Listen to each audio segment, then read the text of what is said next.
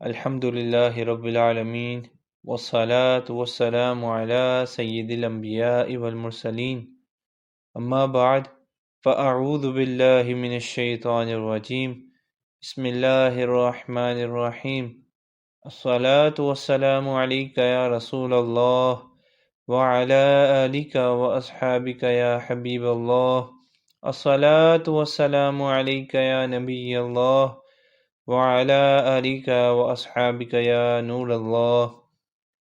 معراج شریف کی رات اللہ عز و جل نے اپنے پیارے حبیب صلی اللہ تعالی علیہ وآلہ وسلم کو اپنا دیدار بلا حجاب کروایا۔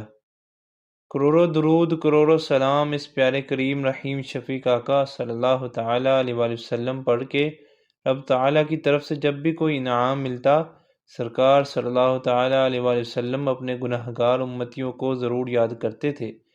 ہمارے پاس کوئی انعام آ جائے تو دعا کرتے ہیں کہ ایسا انعام کسی اور کو نہ ملے تاکہ میرا ہی سر فخر سے بلند رہے۔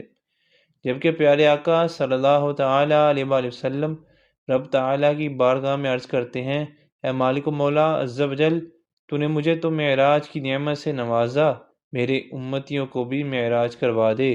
اللہ عز و جل نے ارشاد، اے میرے پیارے حبیب صلی اللہ تعالی علیہ وآلہ وسلم، میں نے تجھے وہاں بلایا جہاں نہ کوئی نبی آیا نہ آئے گا، نہ کوئی رسول آیا نہ آئے گا، نہ کوئی فرشتہ آیا نہ آئے گا، تو اپنی امتیوں کی بات کرتا ہے۔ عرض کرنے لگے، اے مالک و مولا عز و جل، تو نے مجھے راضی کرنے کا وعدہ کیا ہوا ہے، میں تجھ سے راضی جب ہوں گا جب تو میرے امتیوں کو بھی معراج کروائے گا۔ اللہ عز و جل نے ارشاد فرمایا، اے میرے پیارے حبیب صلی اللہ تعالی علیہ وآلہ وسلم، پھر تم امت کے لیے نمازوں کا تحفہ لے جاؤ۔ عرض کرنے لگے، اے مالک و مولا عز و جل، اس نماز سے میرے امتیوں کو کیا فائدہ ہوگا؟